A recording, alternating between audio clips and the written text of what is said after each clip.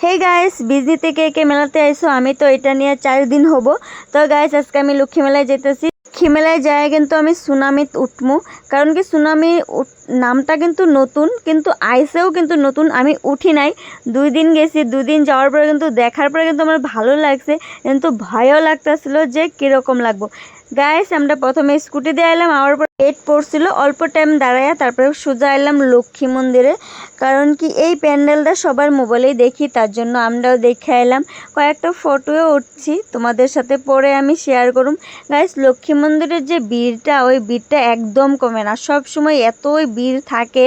তো আমরা আইছি 8:30 9টা বেজে গেছে গা।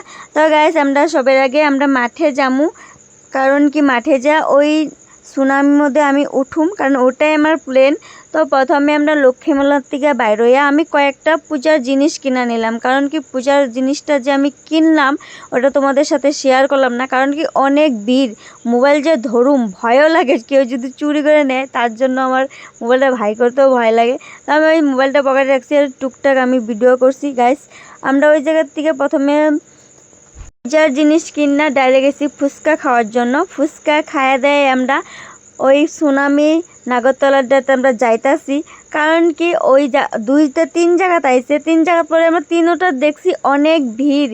তারপরে এক জায়গায় দেখছি ওটার মধ্যে ভিড় অনেক কম, তো ওই জায়গায় আমরা টিকিট নিয়ে ওই জায়গায় দাঁড়াই আছি। মানে প্রথমে আমরা দেখতেছিলাম যে কীরকম লাগবো।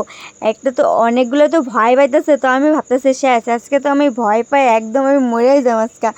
তাও আমি আর ভয়ে ভয়ে আর কি টিকিটটা কাটলাম। কাটার পরে কিন্তু আমি টিকিট নিয়ে বয়ে আছি, তাও বয়ার পরেও কিন্তু আমি ঘুরতেছিলাম যে আমি পরে উঠুমুলা, ভয় লাগে আর কি করুম।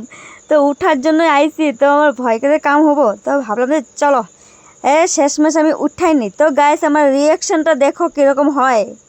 আমি উঠার পরেও কিন্তু আমি গুটি মুটিয়ে বয়ে আসলাম যে দেখো আমার কি অবস্থা, আমার নামাই দাও। দাদা দাদা করে 2-3 বার ডাকছি, কিন্তু নামাই নাই, কারণ কি চালু করার টাইম হয়ে গেছিলো গা। বাদ দে, তারপরে কষ্ট মষ্ট করে বইলাম, দেখো আমার কি অবস্থাটা হইতাছে।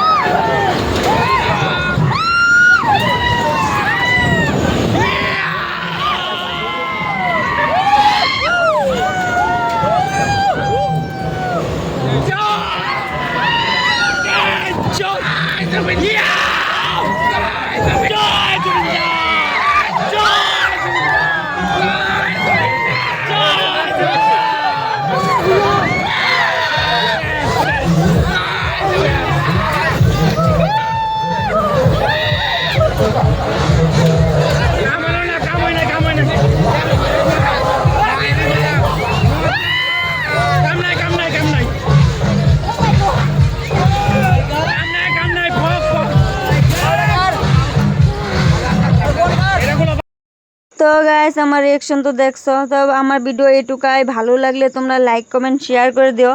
আর আমি এত ভয় পাইছি যে ওই জায়গার থেকে আমি সোজা বাড়িতে পড়ছি, আমি আর কোনো জায়গায় উঠেও নাই আর দেখিও নাই।